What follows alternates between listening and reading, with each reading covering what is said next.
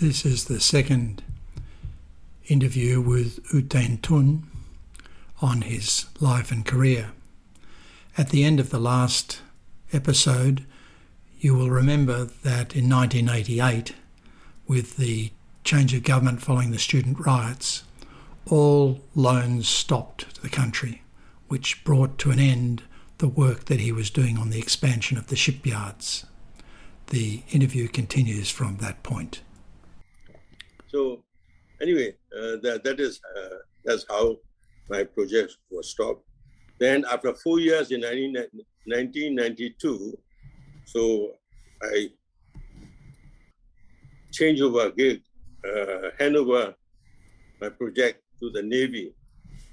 So the Navy started building their own shipyards with the land I have occupied, and the initial design, which we done with the Japanese OSCC and Mitsui Company Limited. So Navy took over the whole shipyard design and so on. So between between 1988 and 1992, did you have really nothing to do because everything was stopped? Nothing to do? That we are talking about project. That project was stopped. That project, my project phase 2 and phase 3 was stopped because there's no more funding by ADB and no more funding by OECFW. But no what did you do otherwise? What work did you do during those years? Oh, the normal job. My ship, local shipbuilding, ship repair yards. That is going on. Okay. That is my normal work is still going on. Okay. Talking about new phase of building new shipyards and shipbuilding and upgrading my own shipyard. Okay. But normal work is just carry on. Okay, got it. That was my main portion. But in 1991, when I was at the age of 60, that is a compulsory retirement age for service personnel in Myanmar. So that is compulsory retirement. But I was asked to stay on as advisor for 2 years. So from 1991, at the age of 60 to up to age of 62, I stay over as advisor at the Shipyard Corporation. Then I found jobs in Singapore and other places. That is as far as my job is concerned. But for other part of my life, I'm very good at sports. So I was keen on rowing, tennis, sailing, things like that. Anyway, in my younger age, at the age of 24, 25, I was very good at rowing. I even represent my own country for rowing. I mean, like international rowing I'm talking about. Yeah. Not pulling the Navy, rowing. So eventually I became the president of Myanmar Yachting Federation, as well as president of Myanmar Rowing Federation. When at the age of 50, 55. And is that the one that's down on the lake? The rowing club is down on the lake? Yes, rowing club is in Inga Lake. Yeah. And we set up also the first services rowing and sailing club also on the same lake, Inga Lake, in Yangon. So also participated in the 1978 Asia Games for sailing, but there were not much rowing those days. But in 1955, 56, when I was at the age of 24, 25, we did a lot of, local country like rowing. English also represented Bombay University, Calcutta University, Yangon University, as well as defense services team. So we used to row and those days also. But what did you row? An 8 or a 4 or a single scull? But I row on. I'm the timing stroke for 8s as well as 4s. The stroke. So one of the international meet, I represented at the time Defense Services Club. Right. And I was going as a timing stroke. For 4s, we got gold. And for 8s, we got silver in 1955. And 1955 was, we call it Rangoon University Boat Club, which is very old. It was started by Englishman called Sir Arthur Egger. He was the first founder of Rangoon University Boat Club in 1905. So in 1955, they did the regatta, Golden Jubilee regatta for him. 50-year celebration. For celebration, Golden Jubilee celebration. So the British team from Bombay University team, Calcutta University team, Rangoon University team, and Defense Services team, we all did the regatta there at the time. So, and also individually, I'm very good at shooting also for pistol shooting, rapid fire. Now it's not popular anymore, but in olden days it was popular. Rapid fire means with the pistol you fire 5 targets in 8 seconds. Wow. 5, yes. Then 6 seconds, then 4 seconds. So, I mean, that used to be international, sports also. And now you won't find any more in Olympic or Asian Games like that. But those were the days. Anyway, up to the age of 62, I did a lot of rowing and sailing in Air Lake. And I took the whole team to sailing at sea, Engapali, Sea Beach, things like that. But I'm also very good at tennis. I was Navy champion for 10 years, my younger days, things like that. Wow. even in England, Devonshire, and those days I used to play badminton. We have a badminton club in Royal Naval Engineering College in Plymouth. Then they appointed me as secretary of the club, and we used to play inter-club in the region. And when I was studying in Royal Navy. So that was about the gist. And because I am the senior most, you can say, one of the pioneer mechanical engineer, whenever government has something to do with major project, like building a big pagoda near Shwedagon Pagoda, they call it Mahavidya, and they put me as one of the construction founding member for construction of the pagoda. And whenever something happened to Shwedagon Pagoda, you know Shwedagon Pagoda? Yeah. Yeah, it's the biggest pagoda. There was an earthquake in 1979-80. The crack appeared in the upper level of the pagoda. And to repair that also, they formed a team of engineers, and I was also one of the engineers who supervised. And during General Than Shwe's period also, when they want to change the whole top structure, we call it pagoda umbrella, top part of the pagoda. So because I'm a mechanical engineer, so I could suggest so many change of material. So instead of using mass steel, I suggested them to use stainless steel, you know what I mean? Yes. So that will last for 40, 50 years instead of changing it every 10 years, things like that. So I was also mainly partially occupied with the government appointed works as engineers. Anyway, when I retired, I started working for private companies. Then,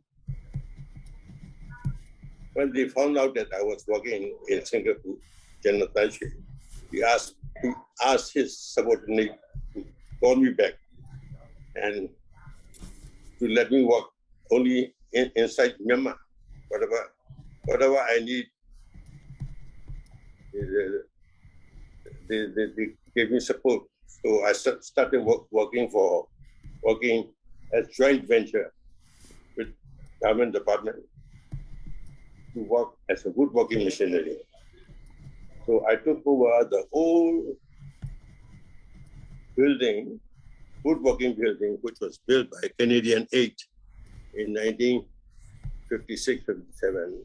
It was never used. So I took over the building and joint venture with construction ministry, and I formed a company called Greengold Industrial Company Limited. Greengold? Greengold, yes, GGI, Greengold Industrial Company Limited. I'm the founder and I'm still the chairman of the company. And we used to work mainly for export.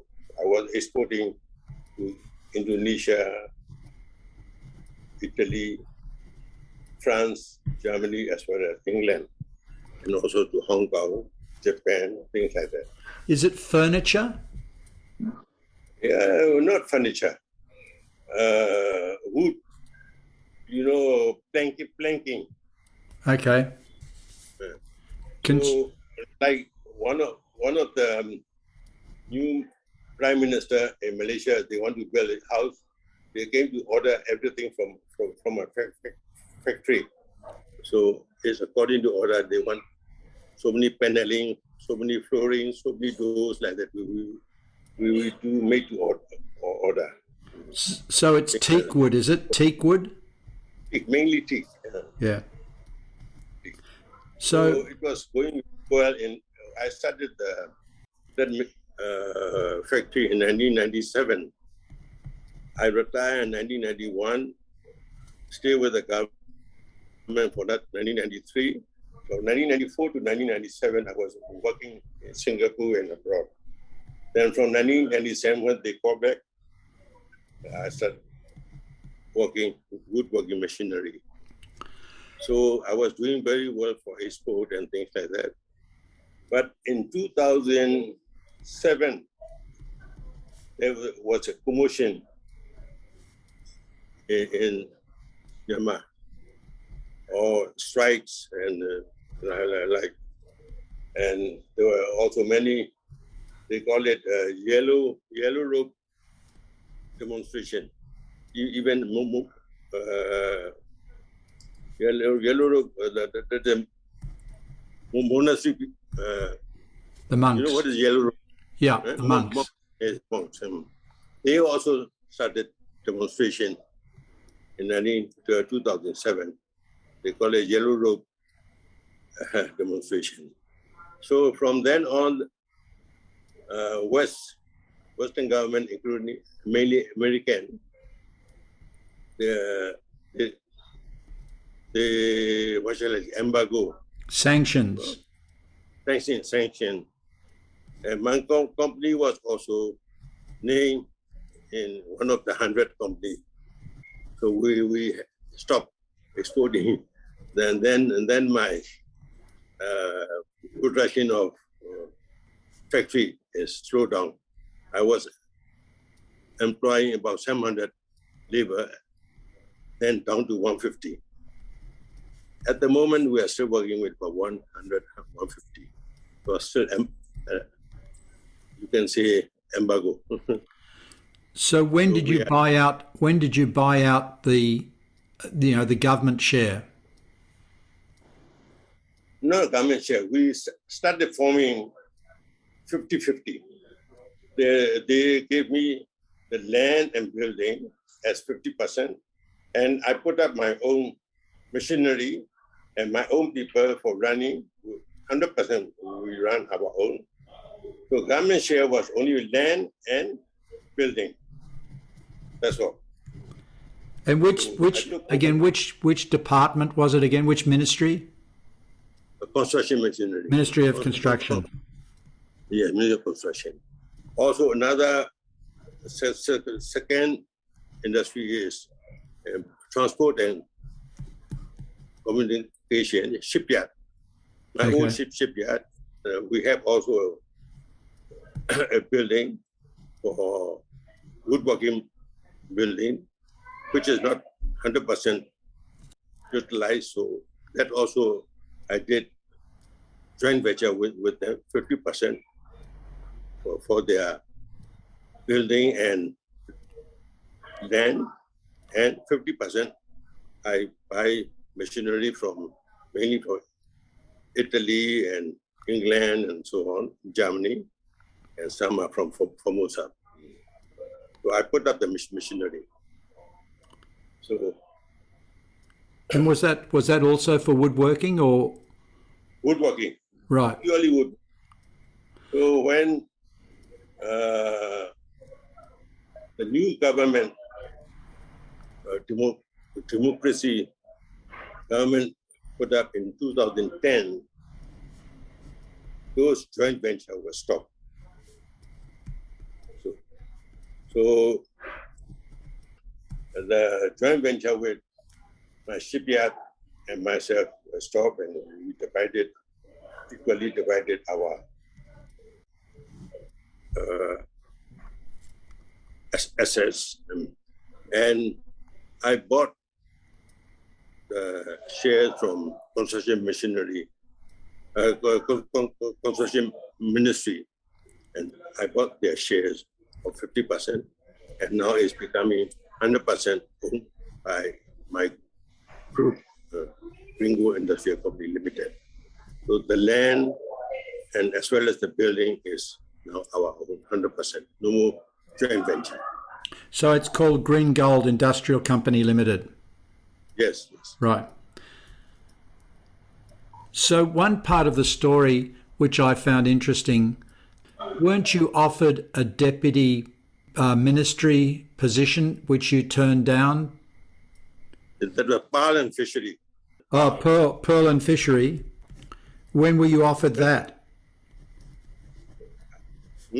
Yes. What year? That was 1984. And you turned it down because if you'd taken the position, your daughter could not have got permission to study in the US.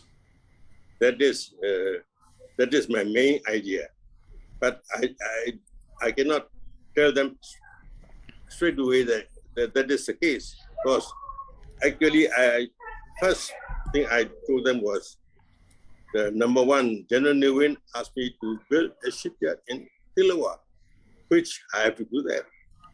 If I change over to political side, I mean that nobody will follow up in his what shall I say, order.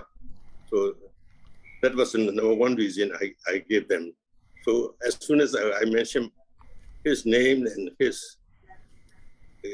he gave me assignment, so they agree. And then they asked me, if you are not accepting that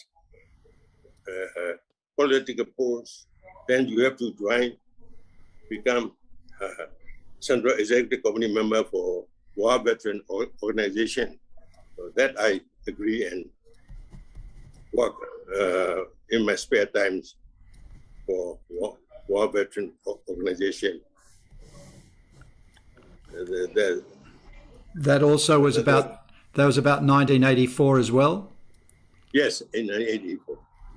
And you did that for many years, right? Yeah, for up to 2000. So 16 years I was there. And when I moved over to Singapore, I had I had to ask leave to go over. And when you say war veterans, what does war veterans mean? These are veterans who fought against the ethnic groups. Is that it? Or ex-Army Navy Air Force, retirement people. Okay. Just on that, does a person who retires from the Army or Navy, do they get a pension that's enough to live on? No, not enough. They will get pension. You cannot compare. Like I worked for the government for 42 years. That is maximum one can serve. So my pension now is only about, say, $150 in US dollars. A month? A month. So, and do they pay it? It's a monthly, monthly. I get 260,000 chats. So that's not enough to live off. Normal pay is about 1 million chats for my position. So we get about, say, quarter, 25% of your present pay. And does a retiree from the military get the same amount as somebody retiring from the public service, or is it? In my case, if I change over, I said I was a bit upset when I was sent civilian job. Then straight away I said I would take civilian retirement pay. Actually, if I take military retirement pay, I get about, say, nearly $70 or $80 more. If I take my military retirement pay.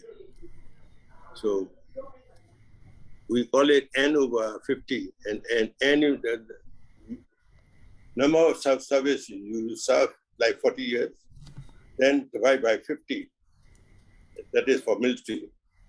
For civilian, if you work for 40 years, then it divide by 70 plus your present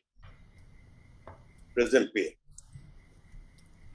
That is how it works. So how do people survive then? If it's, someone who retires, how can they survive on that? What do they do? Entirely, life is changed if you retire.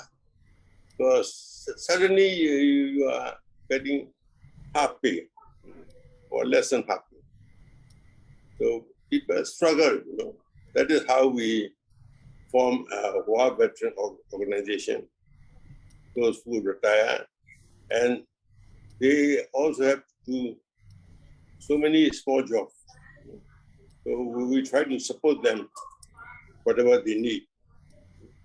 Like they want to do like the cottage industry, then we start funding them, how much they need, things like that. So people have to carry on working for their own survival. It's very hard. Very hard. Life is very hard, very hard. And it's probably also difficult for children to support the parents. Yeah, no, unless by that time your children are independent and they can stand on their own, it's okay. So in Asian system, normally children must look after the parents and grandparents, things like that.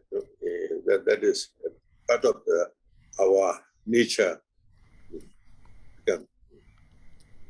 supporting their own parents and grandparents. That is our life. Yeah. But in your case, you're still working. You're still chairman of the company. I still have a sort of income on my own, so I don't have to depend on the children yet. I don't think I will never ever need to get support from my daughter and son. So mine is I mean, it's a special case. Yeah. Not like other people. Yeah. And you've lived a long while. So if I can live for another 2-3 years, I mean, especially, I mean, healthily, that is very important. Whether if you don't have to depend, here we don't have any nursing home, so quite hard to become an old age. Yeah. You cannot just go. No, I think it's very tough. Very tough. Very tough. That is very, very hard here. And your wife also lived to a great age too, right? She only died last year. Yeah, exactly 4 months ago. 4 months ago. Oh, really? Yeah, only 4 months ago. Oh, I think she was 89. 89, she completed 89. So it was very sudden. Actually, we don't have any specific particular ailment. So during COVID season here, it's very hard for us also to send patient to the hospital. And suddenly it happened. So within 40 days, I mean, from here we hire ambulance, air ambulance, and from here, because the hospital here gave up, so we sent her to Bangkok Cemetery Hospital with air ambulance. There she survived for 3 weeks and 3 days, and they couldn't do anything. It was, anyway, it's a sad story. Yes, very sad. Sad story. But anyway, the funeral arrangement in Bangkok was far better and superior. And luckily, we were looked after by the vice chairman of the, they call it, religious authority in Thailand. So we were happily accepted by the, they call it, special pagoda, very old pagoda in Bangkok. Well, there's not many people that, you know, are able to afford to do that. So you've certainly did the best you could for your wife. Yeah. Yes. And so TT, have you got any stories about Nay Win? The good thing I can tell about Nay Win is when he was younger, he was a playboy. He was not interested in politics. Say they are known as part of the 30 comrades. When we were under British, that 30 young students, college students, some other college, they all went in, what shall I say, illegally to Formosa and went to Japan to get military training there. So they came back together with the Japanese invasion army. And they started forming the first Burmese army in 1942, February in Bangkok. So Nay Win actually is a second echelon leader among this 30 comrades. So when British took over Myanmar again in 1945, May, June, the British government accepted only 3,000 of those soldiers from General Aung San. So that is 2 regiments, we call it. Regiment number 3, regiment number 4. And Nay Win is one of the regiment colonel. So he was head of 1,500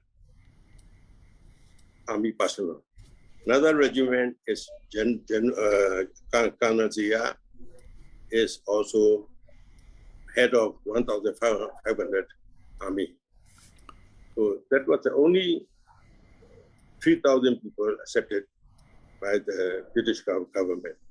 What about TT? What about General Smith Dunn? Smith Dunn was he was the head of the Army Navy Air Force, General Smith Dunn. Smith Dunn is Karen. And Sojado, his number 2 is also Karen. Sojado, Brigadier Sojado.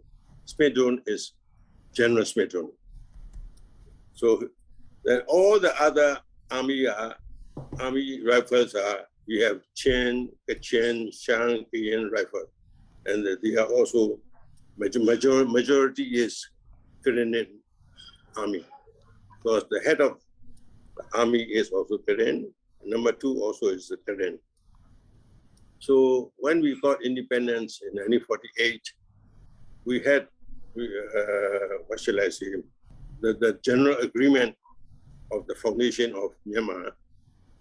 Everybody signed it. After 10 years, from 1948 to 1958, after 10 years, if any states want to become independent, they can choose. So in 1958, I have to start again in 1948 when we got independence. So when General Aung San was assassinated in 1947, UNU government took over the general administration of Myanmar. He became prime minister. UNU, Kubaswi, Kuchonying, things like that. Anyway. And they are the head, they are the prime minister. So 1948. And from 1948 to 49, in 1948, the Communist Party become insurgent. They don't agree to accept the peaceful transfer of independence from England. So they started fighting against our main government. Then the Korean is a major army. So they want to become the whole Irrawaddy state into. So since government cannot agree to give Korean state as the whole Irrawaddy region, they also become insurgent. Then they took over the whole of Insein, Pi, Metla, Mandalay, Myo, all the big cities were under Korean army's control at the time. At the time, only Ne Win was the only one with 1,500 men under him, one regiment. Another regiment, Kanazia, he also became communist, and his regiment became communist insurgent. So General Ne Win had to form temporary civil people to take over arms and defend together with him. So he started defending, organizing and fighting against terrorists at the time in 1949, 1950. Anyway, that is another part. So our Myanmar became so many insurgents during political time in 1948, 49, 50, 51, 52. We have two Communist Party. One is under Russian, another one is under Chinese Communist Party. So allegiance. So what happened is, in 1958, our stipulation said each state can become independent. So everybody wants independence. So UNU Prime Minister asked UNU to take over the government for 1.5 years, according to the stipulation laid down in the rules. So UNU took over the government for 1.5 years. Then he arranged another, what shall I say, election in 1960. And that election, UNU original people become also two party. One is John Yin and Pasui. UNU is the Uten two party. In the end, anyway, UNU won the election and he took over again in 1961. So same thing happened when UNU took over. Nobody was satisfied with his way of government, and everybody wants to become independent again. In 1962, UNU win, Revolutionary Council took over the whole Myanmar again. Then it started military government from 2nd March 1962. That is how our country is. Do you have any views on what sort of man he was, whether he did the right thing, was he a good leader?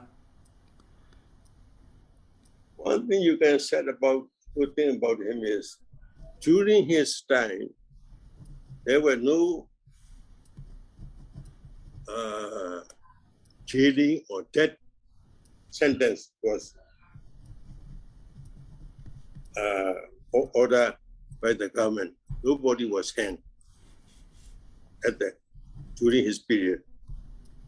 Even the communists, hardline communist Takin So was caught, and he was sentenced to death, and he was pardoned after 10 years by him.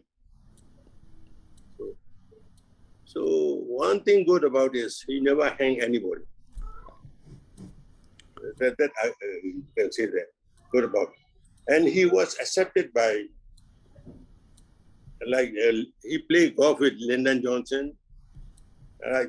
Princess Alexandra come to Yangon and Pagan every other year. And he goes over to England and Germany and almost every year.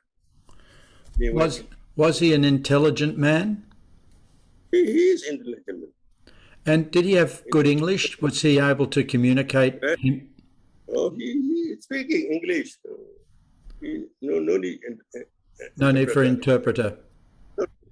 He is very good in English because he was accepted and he had dinner with White House, Johnson time, and Johnson gave him his signature golf set and things like that. So also royal family from England also were very friendly with him. They come and go. I mean, in many ways he is sociable, even though he follows socialism. Because in those days, all small nation, newly independence, become socialism. Yes, everybody was shouting socialism. So I think that is part of the reason we follow socialism. Then when 1979, Deng Xiaoping became, his new economic policy was successful in 4 years' time. He asked the government in 1983 to follow that and to change over to follow that new economic policy. And that time, I think General Than Shwe, who are in charge, because they were taking long time to follow communist footsteps, Chinese new economic policy footsteps. So that was the main reason of our downfall. Become commotion in 1988. In the end, General Somon took over, and then General Than Shwe took over. That was the main tragedy. So we failed to follow Chinese new economic policy, which became very successful in 1982-83. Deng Xiaoping started in 1979. So That is part of the reason, I think, why we are now. So if you ask me frankly, I'm not a follower. I'm at my age. I can see that why we are in this very difficult position. We are at the lowest position now. In 2010, when the new government Thein Tun took over, his economic policy was good. So we were doing very well, generally. So we were not the least developed country at the time. We passed well up. So our economic situation was very good at the time. Then after 5 years, the new leader came, Masuji. Then she was mainly aiming for the change of act. Instead of concentrating on economy. So economy came down, and I think now we are the second lowest country in the whole world. So that is the main fault of the last government. They don't care about economy. They only care about political and popularity. Anyway, what to do? We are only looking from outside, and we are suffering. Yeah. So, Titi, is there anything else that you'd like to talk about? You've been very generous with your time, and you've got a wonderful memory of all the things that have happened during your lifetime. On the whole, we are in this position because of the failure of our political people in just after the wartime. Because they were not intelligent, they cannot forethought. So they were very strict-minded. I think I put all the blame on the political people who were governing our government in 1948 to 58. And with all the insurgents started within that period. Now we have so many insurgents. Well, they weren't given, the government didn't comply with the 10-year agreement, right? No, not agreement. They should be flexible. Huh? You have to give something, you have to take something, like the give and take. It's the main thing in, politics. So negotiation and giving and taking, that is the main thing. You must negotiate. That they cannot do successfully. That is our failure by the political people in the beginning. So those independence struggle is still going on. Yeah, it's amazing. It's 60 years. Yeah, yes. Just imagine, 70 years insurgency, the longest in the whole world, I think. And so many groups. Yeah, it's not just one ethnic group, it's many. Many groups. So, TT, I'd like to thank you very much for your time. It's been very informative, and I've learned a lot. And I'd like to wish you, all the very best for the future. Thank you, Peter. I'm honored to be part of your conversation group. And you are welcome to ask me anything again if and when you require. Thank you very much. Thank you. Bye-bye.